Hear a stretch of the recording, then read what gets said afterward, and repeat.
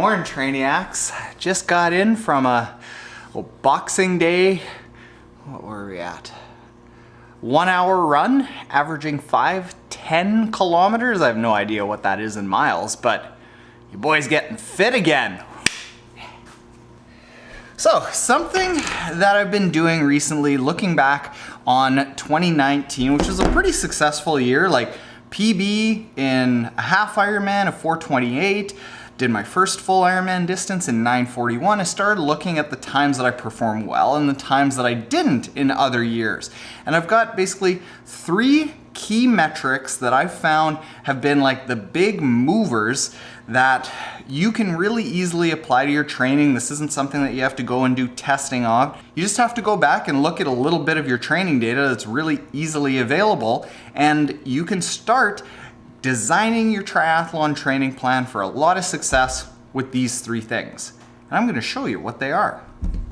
They surprised me a bit.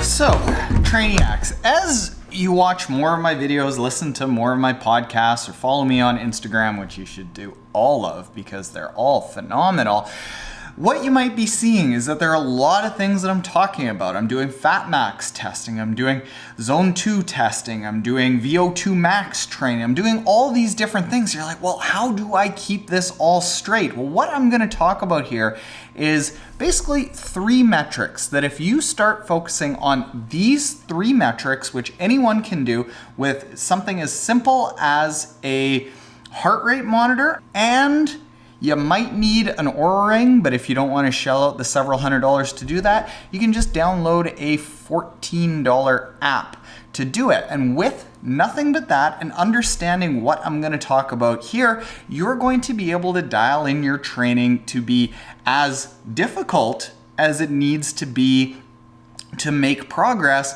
but not so difficult that you're overtraining, basically doing yourself harm while not actually getting any better. Let's dive into those 3 key metrics. The first key metric that I want to talk about is the amount of time that you spend in each of your heart rate zones. If you've read the book 80-20 Triathlon Training or listened to any of the podcasts or videos that I've done about low heart rate zone 2 training, you know that somewhere in between about 70 and 80% of your total training volume should be done at lower intensities, with the other 20% being done at higher intensities. I'm going to show you how it looks when it's done right and how it looks when it's done incorrectly. So this here, this is my heart rate data for the entire year, starting from December 26, 2018 up until Christmas of this year. And if we look and just hover over these bars, we see that 48.7% of my time was in zone 1, nice low intensity. 26.1% of my time was spent in zone 2. And we've got in here, it's showing 6 zones. So there's even going to be a little bit of this zone 3 that is in low intensity. Basically right smack in that 75 to 80% of the time spent in that low intensity zones, with smaller amounts of time in the higher intensity zones. So it's going to allow you to train really frequently without injury. And when you got to hit it hard, the hard stuff that's actually going to make you fast, it's going to be really hard. So you're going to be made really fast, instead of like, ooh, well, I'm kind of tired because I've been training a little bit too hard 80% of the time. So when I have to go really hard, I can't train really hard. So you want to have a big bulk of training at these 2 low intensities. I'm going to show you what happens when you don't have that. This next slide here is my preparation for Half-Ironman Puerto Rico, where I went 4:36. Not bad, but it wasn't a personal best, and when I got onto the run, I was really flat. Yeah, it was a hilly course, it was a hot course, but I just didn't really have the legs for it. And if you look at it, you can point to, well, I had only 44.9% of my time spent in zone 1 and only 20% of my time spent in zone 2. So 65% of my time, a much lower percentage of my time, was spent in that zone that I really want to be training in. Let's fast forward to my training for full Ironman distance at Challenge Roth. Well, we go back to 48% in zone 1 and 27% in zone 2. Now, 75% of my training time was in that low intensity zone. Now, you might be saying, well, hey, Taren, of course it's going to be less intense because you're dealing with a longer race. Well, what happened at the very end of the year when I raced Half-Ironman Atlantic City, setting a PB of 4:28? Well, you can see an even bigger amount of time spent in zones 1 and 2, upwards of about 78%, even though it's a faster race and I went faster, a much bigger percentage of time spent in that lower intensity zone. So that's what you want to shoot for. And you can basically sum this up by almost any training website that you upload your data to is going to be able to show you how much time you spend in each of the zones, and you want in between about 75 and 80% of your total annual training time in that low intensity zone. Now, if you want a guideline for how to do this, you can go to triathlontaren.com/HR training, and that's going to give you a calculator and a few guides just to let you know what types of workouts should be done at the low intensity zone, how frequently it should be done, how to use it, how to calculate your zones, and when you should be going in the more intense or even moderate intensity. It's going to give you some guidelines for that. Let's get into how to know how hard you should be training. For balancing how hard you should be training, given week by week, month by month, what happens with a busy schedule or poor sleep or great sleep or your overall just training load, how much can you train? What I like to use is HRV. Now in my case, I use the Oura Ring. Now, it's a few $100s, but what you can just do is download an app called HRV for training, and first thing in the morning, take an HRV measurement with your finger, and then I will give you this spreadsheet for actually calculating it, because I like how I use this spreadsheet a lot more than what a lot of the apps out there end up giving you. They kind of make it more complicated than it needs to be. So what we've got here is how you use HRV in training. You don't want to just use a low measurement one day versus a high measurement one day. You want to use rolling averages. And what we're doing with this chart is we are calculating on the blue line, this is our 7-day rolling average, basically like how well am I doing right now, versus our 30-day rolling average. And what you want to see is you want to see your 7 days are always above your 30-day rolling average. If your 7 days, how you're doing right now, dips under your 30 days, it's an indication that you've either trained too much, you haven't slept well enough, you've got too much stress going on to train really well, and that's a time that you back off. So what you're doing with this chart is you're basically, instead of pre-prescribing a bunch of rest days, regardless of whether you need them or not, you're training hard, you're training regularly, and then as your heart rate variability dips under, then you take rest. So what this is doing is it's making sure you're training hard enough when you're ready to train hard, and it's making sure that you're training easy when you aren't ready to train hard. And what this is going to do is it's going to keep you injury free, it's going to keep you training regularly, it's going to keep you from developing sicknesses, and it's going to allow you to layer fitness over and over, month after month, year after year, with some actual data to do it. Now you can get this spreadsheet at triathlontaren.com/HRV training. Just put your email address in, that's free, and you can combine that with an Oura Ring, which you can get $50 off of if you are on teamtrainiac.com, or with HRV for training.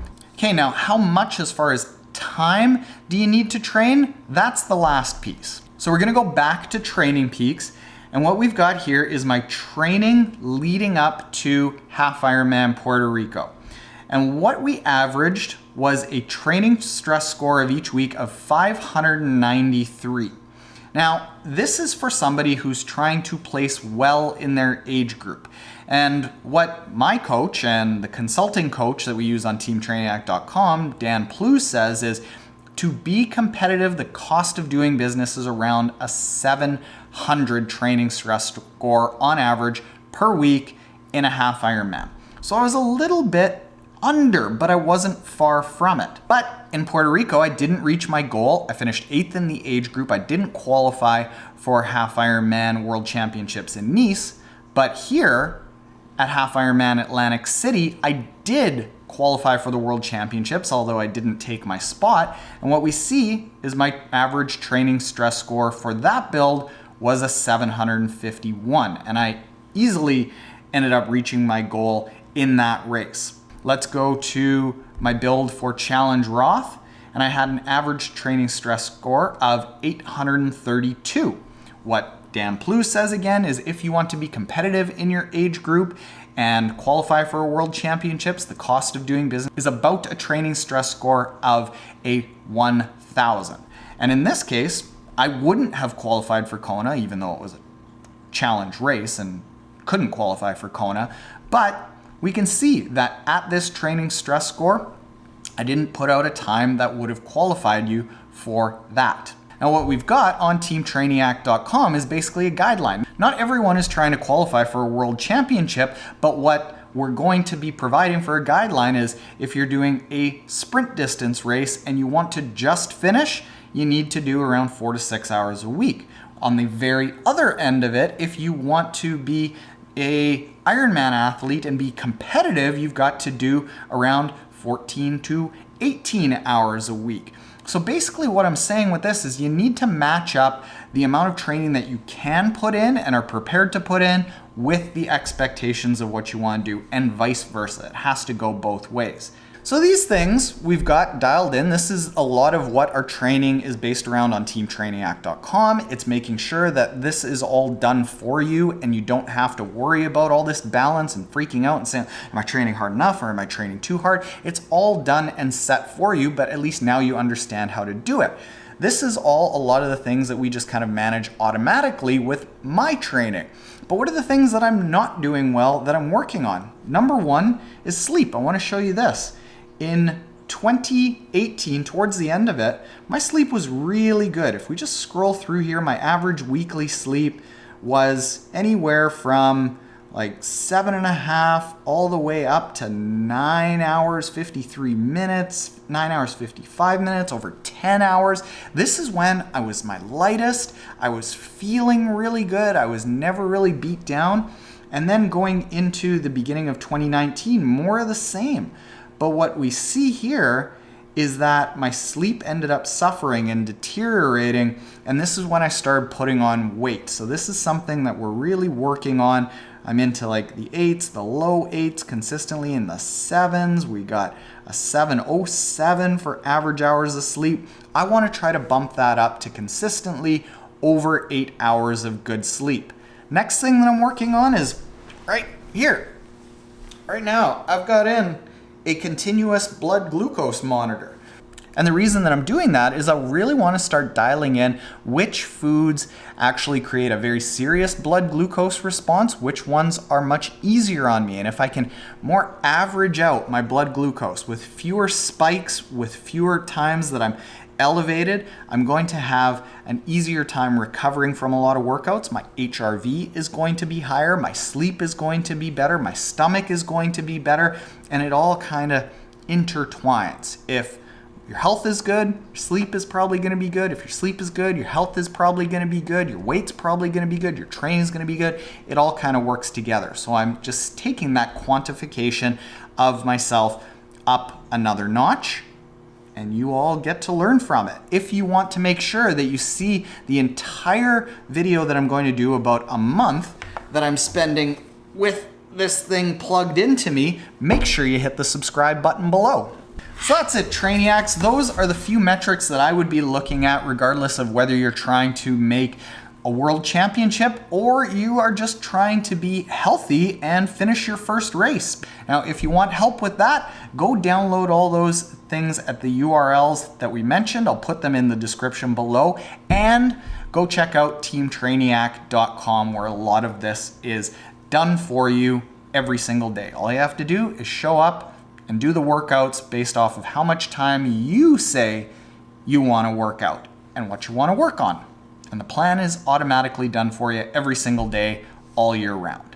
There you go, Trainiacs. Check it out. Have a great year. I'm happy to be along for the ride. I'm honored. Good luck to all of you. Happy New Year.